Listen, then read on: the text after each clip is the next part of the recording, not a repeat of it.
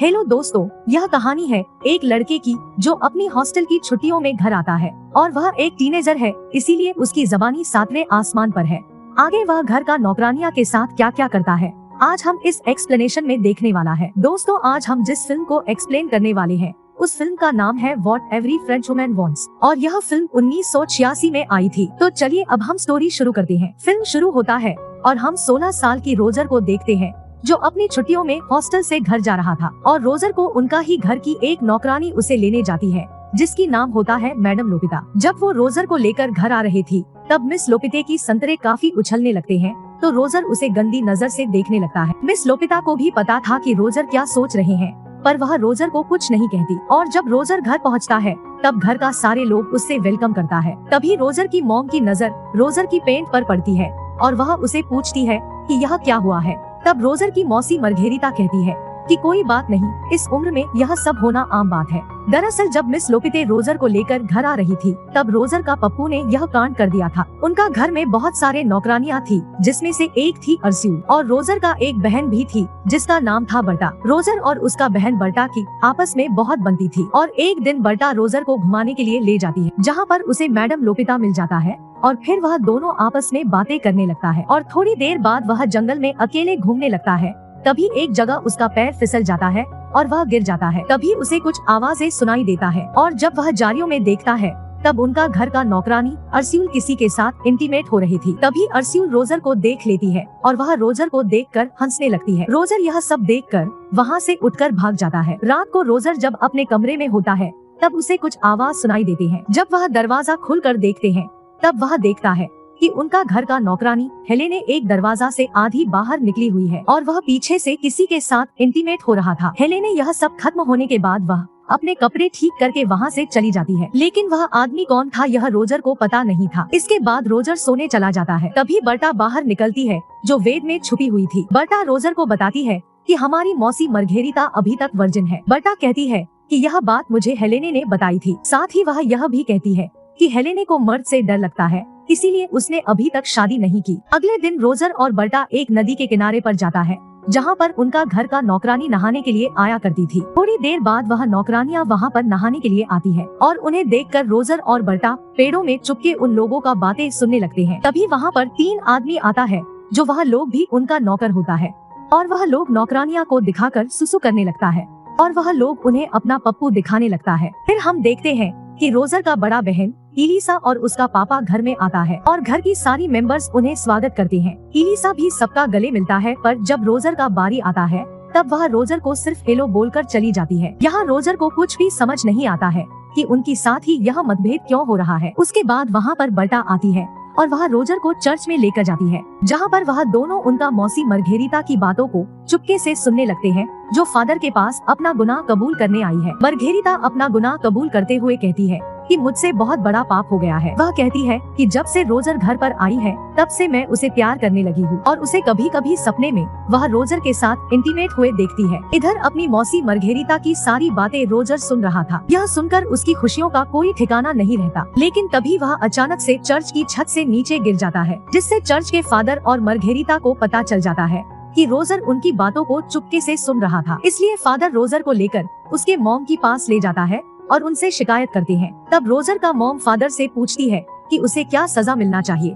तब फादर कहता है कि उसे मार मार कर उसका पिछवाड़ा लाल कर दिया जाए। रोजर का मॉम को भी यह सजा बहुत पसंद आ जाती है और वह यह काम मरघेरिता को करने के लिए कहती है जो रोजर को मार मार कर उसका पिछवाड़ा लाल कर देती है। अब रोजर बिस्तर पर उल्टा होकर सो रहा था क्योंकि उसका पिछवाड़ा लाल कर दिया गया था। तभी उसे बाहर से कप ट्रे बजने का आवाज सुनाई देता है और जब वह दरवाजा खोलकर बाहर देखता है इस बार भी हेलेने दरवाजा के आधे बाहर झुकी हुई निकली थी और इस बार भी वह किसी के साथ पीछे से इंटीमेट हो रही थी और यह काम खत्म हो जाने के बाद वह वहाँ से चली जाती है। पर वह बंदा कौन है जिसके साथ हेलेने इंटीमेट हो रही थी, यह अभी भी मिस्ट्री बने हुए थे। तभी रोजर के पास अर्स्यूल आती है और वह रोजर से कहती है कि अगर पिछवाड़ा में ज्यादा दर्द हुई है तो क्रीम लगा दूं। इस पर रोजर मना कर देता है। फिर रोजर अर्स्यूल से पूछता है कि आखिर वह बंदा है कौन जो हेलेने के साथ हर रोज इंटीमेट होता है। इस पर अर्स्यूल कहती है कि यह हम मेड की सीक्रेट है और वह वहाँ से चली जाती है। रोजर सोचता है कि शायद मिस्टर फ्रैंक को यह बात पता होगी, तो इसीलिए वह उनके कमरे में जाता है,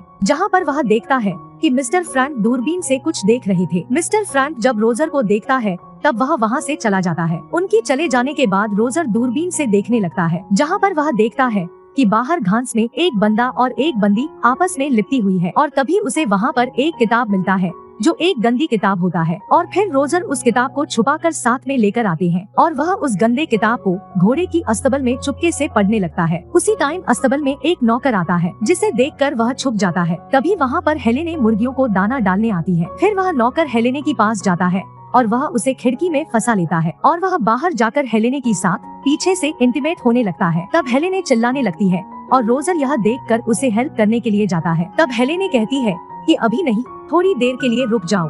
दरअसल हेलेने को भी यह सब अच्छा लग रहा था। उसके बाद हम देखते हैं रोजर एलिसा की एक किताब ले लेता है और उसके बदले उस गंदे किताब को रख देता है और वह बाहर से चुपके से देखता है कि एलिसा उस गंदे किताब को पढ़ता है कि नहीं। जब एलिसा उस किताब को खुलकर देखता है तब वह शर्माने लगती है और उस किताब को छुपा लेती है। फिर एलिसा उस किताब को बाहर जाकर अकेले में पढ़ने लगती है। उस घर में सभी ने किसी न किसी के साथ इंटीमेट हो रहा था, लेकिन सिर्फ रोजर को ही कुछ भी नहीं मिला था, तो इसीलिए वह किचन में अर्स्यूल के पास जाता है और बिना सोचे समझे उसे पीछे से पकड़ लेता है। अर्स्यूल को लगा कि कोई और है, इसीलिए वह प्लेट उठाकर उसका सर पर मार देती है और जब उसे पता चलता है कि यह रोजर है तब वह उसका इच्छा पूरी करने के लिए हाँ कह देती है। वह दोनों शुरू ही करने वाली थे। उसी टाइम वहाँ पर दूसरी नौकरानी आ जाती है, जिसे देखकर रोजर वहाँ से भाग जाता है। अब रोजर को यहाँ भी कुछ हासिल नहीं हुआ था, तब उसे मिस लपिता का ख्याल आता है और फिर वह मिस लपिता के पास जाता है और उसे भी पीछे से पकड़ लेता है। मिस लपिता उसे ऊपर से ना कर रहा था, लेकिन असल में मिस लपिता को भी यह सब अच्छा लग रहा था। तभी एक पोस्टमैन आता है और वह सभी को खबर देता है कि जर्मनी और फ्रांस के बीच जंग छिड़ गई है। अब यहाँ पर भी रोजर का काम अधूरा ही रह जाता है। फिर उस घर का सारे मर्दों को जंग में जाना होता है, इसीलिए वह लोग उस घर पर पार्टी रखते हैं। पर यहाँ मिस्टर फ्रैंक कहता है कि उन्हें अस्थमा की बीमारी है, इसीलिए वह जंग में नहीं जाएंगे। फिर रात को सभी मर्द अपने अपने औरतों के साथ मस्ती करते हैं, क्योंकि उन्हें अगले ही सुबह जंग में जाना था। वहीं पर रोजर उन्हें मायूस होकर देख रहा था और फिर अगले सुबह घर की सारे मर्द जंग के लिए जाता है। उनके जाते ही रोजर अर्स्यूल के पास जाता है और उसकी साथ इंटीमेट होता है। अगली सुबह बर्टा रोजर को बताती है कि उनका मॉम पादरी के सामने गुनाह कबूल करने वाली है, तो चलिए देखते हैं वह क्या क्या गुनाह कबूल करती है। उनका मॉम फादर को बताती है कि उसका हस्बैंड उसकी साथ अलग अलग पोजीशन में इंटीमेट होते हैं और यह सब उसे अच्छा भी लगता है, लेकिन कभी कभी उसे दिल में ख्याल आता है कि वह कोई पाप तो नहीं कर रही हैं। इस पर फादर कहता है कि तुम तुम्हारा हस्बैंड के साथ किसी भी पोजीशन में कर सकते हो और इसमें कोई भी पाप नहीं है। अगले सीन में हम उसी घर के नौकरानी केट को देखते हैं, जो नदी के किनारे पर बैठे होते हैं। तभी वह रोजर आता है और उसकी साथ भी इंटीमेट होता है। रात को रोजर अपने मौसी का रूम में जाता है और उसकी आने का इंतजार करने लगता है। थोड़ी देर बाद उनका मौसी मरघेरिता रूम में आती है और रोजर उसके साथ बातें करने लगता है। रोजर उसे कहता है कि आप अभी तक वर्जिन हो, इसीलिए मैं आपको मदद करने आई हूँ। यह सुनकर मरघेरिता पहले तो नर्वस हो जाती है, लेकिन थोड़ी देर बाद वह कंफर्टेबल हो जाती है और रोजर उसकी साथ भी इंटीमेट होता है। थोड़ी देर बाद हेलेने चाय देने के लिए आती है और जब वह जाने लगती है तभी रोजर उसे भी पीछे से पकड़ लेता है और हेलेने का साथ भी रोजर इंटीमेट हो जाता है। अगले दिन रोजर घोड़े की अस्तबल में जाता है, जहाँ पर एलिसा घोड़े को साफ कर रहे थे। अब यहाँ रोजर एलिसा को सेड्यूस करने लगता है। फिर एलिसा मान जाती है और रोजर उसकी साथ भी इंटीमेट होता है। अब रोजर की रूम के बाहर लड़कियों का लाइन लगती थी, एक अंदर जाती थी तो एक बाहर आती थी। कभी कभी तो रोजर एक साथ 3 लड़कियों के साथ मजे करता था। एक दिन एलिसा रोजर को बताती है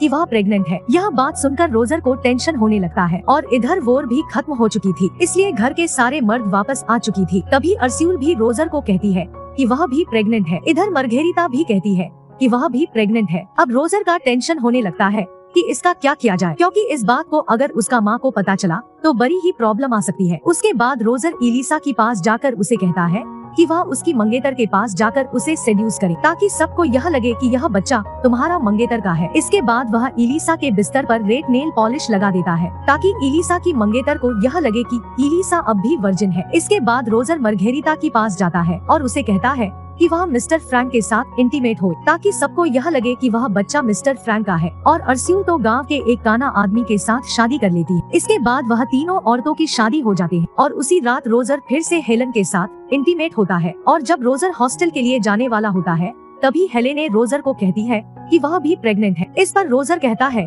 कि तुम्हारे लिए भी एक पति ढूंढना पड़ेगा। तब हेलेने कहती है कि मेरे साथ तू घर का सारे मर्द ने इंटीमेट हुई है, मुझे जो भी पसंद आएगा मैं उसी का यह बच्चा बता दूंगी। और यहाँ पर ही यह फिल्म एंड हो जाती है।